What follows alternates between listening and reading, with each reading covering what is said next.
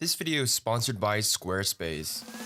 How's it going, guys? Vincent here from the CreativeDojo.net. Welcome to another video tutorial. In this video, I want to share with you guys a really neat, cool, and free plugin.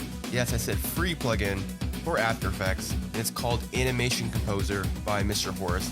And it's kind of hard to believe that this plugin is actually free to use and download. So once you've installed the plugin, go ahead and go into After Effects, go to the window menu, and to access the plugin, go ahead and select the Animation Composer window, and a new window will pop up, and this is essentially the main hub, the effects hub for Animation Composer. Now, Animation Composer is a plugin that allows you to quickly apply really robust, customizable, dynamic, and very powerful, expressions, transitions, effects, and easing types to your motion graphic elements. This is very handy, and rather than pasting expressions from text files and play around with the graph editor and stuff like that, this will make your life a lot easier if you have a lot of elements to animate.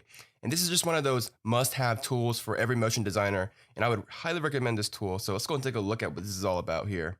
So this is the Animation Composer window, and this is where you're going to find all your effects. Everything's stored right here, and it has a nice little preview area right here. So for example, if I go into the 2D layer transformations, you can go into the the position, rotation, and scale. And just preview one of these presets, you can see that we have this really nice preview to show us what exactly this effect or transition does. So we have the overshoot, something like to be very hard to do by manually keyframing or using expressions and such like that. So this is just a nice way of doing it very quickly.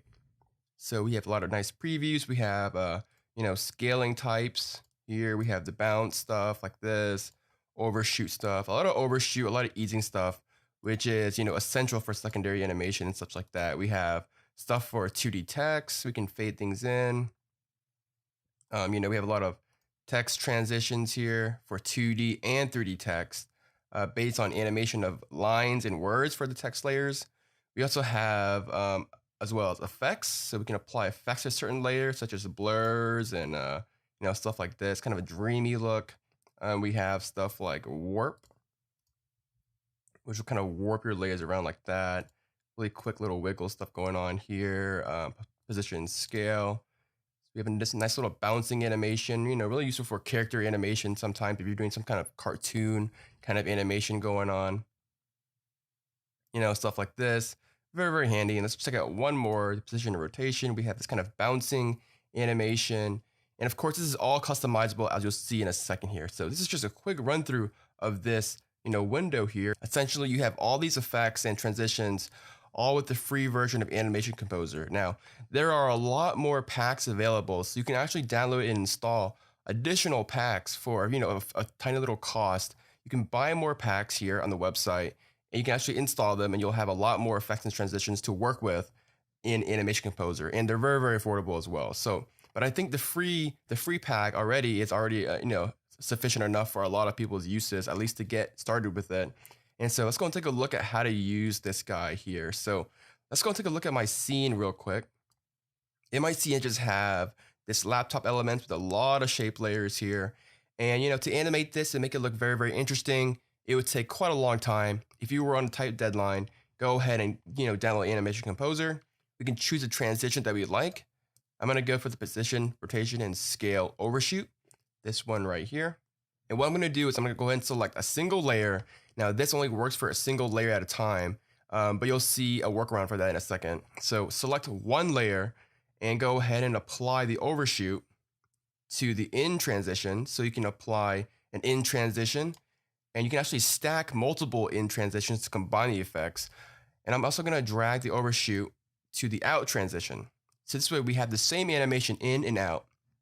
And as you can see, it created some markers for us, and that will control the timing of these effects here. So what that did was it applied these transitions for the in and out transition of this single layer.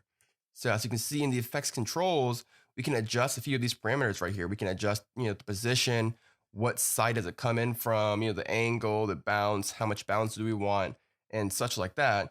And you can control that for the in and the out. And once you're done customizing it, let's say you want to apply all that to everything, go ahead and select the layer, hit copy, select the rest of the layers that you want to apply it to, and go ahead and hit paste. And that will apply all the animations or the transitions that we applied to the first layer to all the layers here. And as you can see, we have all these markers now. And if we just do a quick preview, you can see that we get this really, really nice animation. It comes in, it comes out very quickly, and we didn't have to do any keyframes at all. Now, let's say that you had some keyframes already. It's not a problem for Animation Composer. Pretty much what it does is it, keeps the same keyframe values, but it adds to it. So for an example, if we had keyframes, it would just add this transition to those parameters already. So it wouldn't necessarily screw up your keyframes per se, depending on what you're doing. So it's very, very smart, and it's very well thought out. And as you can see, we can create a really dynamic and very interesting animation very quickly without much time at all here with all the elements going on right here. So it works very, very well. And of course, you can do a lot of customizations in the effects controls because everything has sliders and such like that. And you can mix and match. You can stack effects on top of each other to create interesting animations very quickly. I also want to show you guys a really quick example of some text animations here. We can go into the 2D text here. Let's go and take a look at just one of these examples here. We'll just do the lines by lines. And we can do a position scale. And the really great thing about this is that you can actually just preview everything, based on this little preview window here. So it's very, very handy to see what you need or what you want here. So you know what, we can go with this this one right here. We'll apply it. Well, first of all, let's go and select our layers first and apply it to the in transition. And then for the out transition, let's go ahead and apply this one here. And just take a look at what's going on here. And if we do a quick RAM preview, you can see what that does here. It kind of just slides in and then slides out based on these two preset transitions that we created. And, it's very, very easy to do and very handy if you had a lot of text layers here. Now, before I go into more detail about how to customize the timing of these things, I want to go ahead and thank our sponsors over at Squarespace for sponsoring today's video. Squarespace is the place to be if you want to create an amazing website, whether it's for your store, business, or online portfolio. They have tons of professionally designed templates and beautiful, gorgeous themes for you to choose from for your website design, all customizable. They have a very easy to use page builder, which allows you to pretty much customize and create your pages the way you want it to be very easily without any code. They have tons of extensions that you can use to expand your website's functionality. And best of all, they have a really amazing 24-hour support ready to help you when you need help. And starting from just $8 a month, you can create a very professionally well-designed website very easily using Squarespace. Best of all, if you go to squarespace.com/dojo and use the coupon code DOJO, you can actually save 15% off your order over at Squarespace. So check it out, squarespace.com/dojo, Squarespace.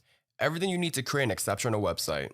So back in After Effects here, let's go and take a look at how to kind of further adjust the timing of these things. So basically how Animation Composer works is that the beginning of your transition is your layer endpoint, or where your layer starts. This is where it's going to begin right from the beginning, the endpoint. And it's going to transition in all the way to the transition in marker here. So at the transition in marker, that is where your transition in stops. So it goes from the endpoint to the marker, the first marker here. And of course, you can always just drag the markers around and adjust the timing that way. But it's kind of hard to do if you have a lot of layers or markers like I do right here. So the folks over at Mr. Horse actually made a tool for this. And so let's go and select all of our layers here that we want to adjust. And this is also another free tool that comes with Animation Composer here. And it's called the Animation Composer Animation Shifter. And it does exactly what you think it does.